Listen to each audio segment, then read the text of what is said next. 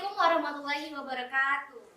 Hai semuanya, apa kabar? Kembali lagi bersama saya Bella. Nah, di sini di episode ketiga kali ini di podcast Remaja Anti Anemia, saya tidak sendirian. Saya ditemani oleh narasumber kita yang sudah ada di samping saya bersama Ibu Jessica. Apa kabar nih, Ibu? Alhamdulillah baik. Alhamdulillah baik. Nah, untuk di episode ketiga kali ini kita bersama narasumber yang baru, mungkin baru dilihat oleh teman-teman semuanya, karena kita akan membahas mengenai gizi seimbang yang baik untuk remaja putri dalam pencegahan anemia ini, Bu.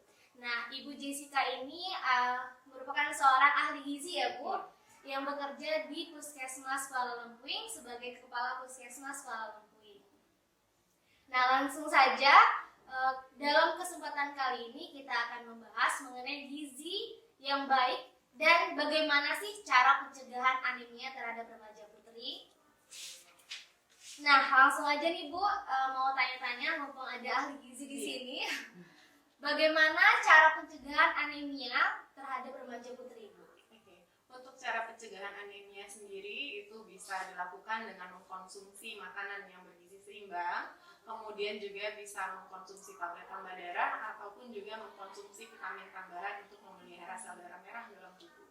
Oh, jadi banyak gizi yang bisa kita makan ya, Bu, untuk cara pencegahannya. Nah, kira-kira Bu, menurut Ibu nih apa saja makanan atau buah-buahan yang tinggi zat besi dan vitamin untuk pencegahan anemia? Iya, kalau untuk makanan sendiri itu bisa dari protein hewani ataupun nabati. Nah, kalau protein hewani itu yang tinggi zat besi pada umumnya adalah seperti ayam, kemudian daging sapi, terus juga bisa dari hati ayam. Kemudian kalau untuk sayur-sayuran dan buah-buahan itu bisa dengan sayuran hijau ataupun dengan buah-buahan yang mengandung vitamin C tinggi.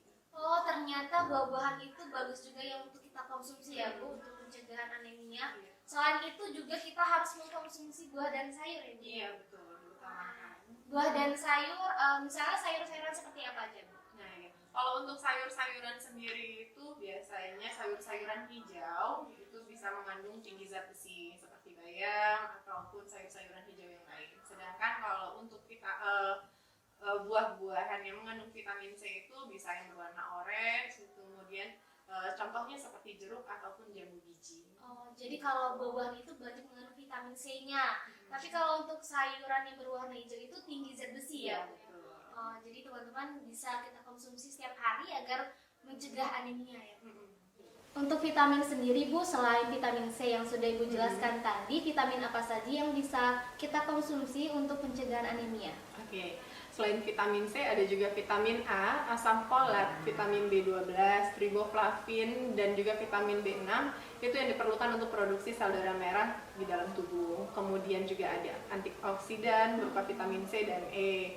Selain itu juga ada riboflavin dan vitamin A serta vitamin C itu bisa mencegah anemia dengan meningkatkan penyerapan zat besi atau membantu mobilisasi zat besi dari simpanan di dalam tubuh. Oh, jadi banyak ya, Bu, vitamin yang bisa kita konsumsi dalam upaya pencegahan anemia ini ya, Bu. Iya, betul.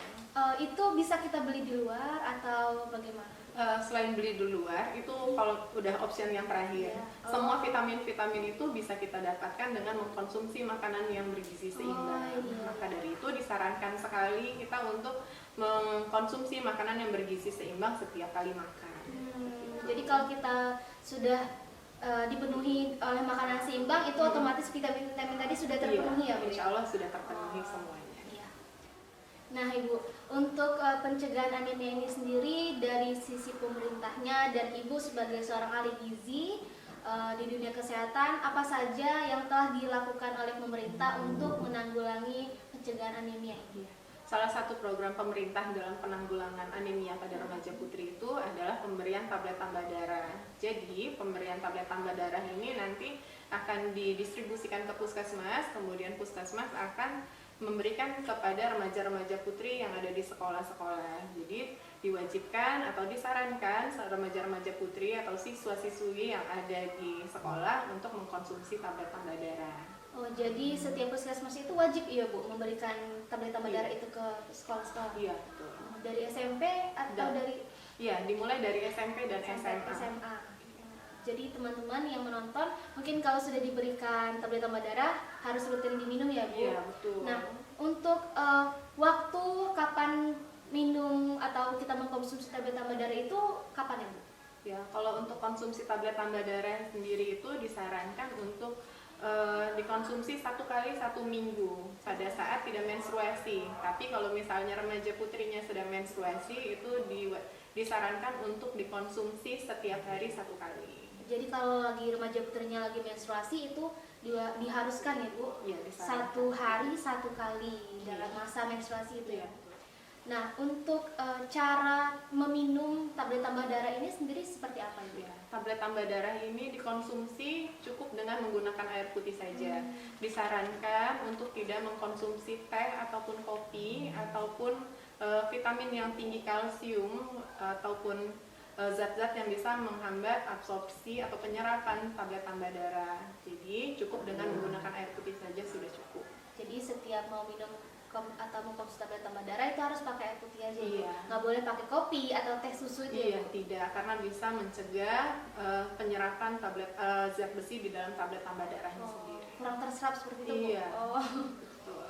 Nah, kira-kira Bu, kalau kita konsumsi tablet tambah darah ini ada nggak sih Bu efek samping yang diberikan setelah minum konsumsi tablet tambah darah ini?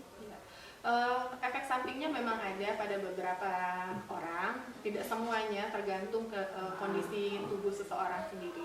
Biasanya bisa menimbulkan efek samping seperti perutnya terasa mual atau bahkan muntah, kemudian nyeri ulu hati, serta tinja bisa berwarna hitam. Tapi itu masih aman dan juga tidak berbahaya. Dan itu kembali lagi ke kondisi tubuh masing-masing Iya, ya Bu? kembali ke kondisi tubuh masing-masing. Jadi belum tentu kalau kita remaja putri satu ini minum tablet tambah darah belum tentu dia merasakan hal seperti itu. Iya, maka dari itu disarankan untuk konsumsi tablet tambah darah ini sebelum tidur. Sebelum tidur, waktu yang bagusnya ya Bu? Iya. Jadi kita tidak perlu khawatir ya Bu tentang penyakit anemia ini, ternyata bisa dicegah dengan berbagai cara tadi, makan dan buah yang tinggi zat besi, vitamin-vitamin tadi, dan juga salah satunya dengan cara mengkonsumsi tablet tambah darah. Nah, itulah tadi bincang-bincang kita bersama narasumber kita Ibu Jessica, yaitu episode ketiga, yang dimana episode ini adalah episode terakhir dari podcast Ramia, Remaja Anti Anemia. Terima kasih Ibu sudah meluangkan waktunya. Semoga apa yang kita bahas dan kita bicarakan di sini dapat bermanfaat untuk remaja putri yang di luar sana. Amin. Sebelum kita tutup episode terakhir ini, kita berdoa dan jargon 1, 2, 3. Mari berantas anemia demi generasi yang sehat. Salam sehat. Bye bye.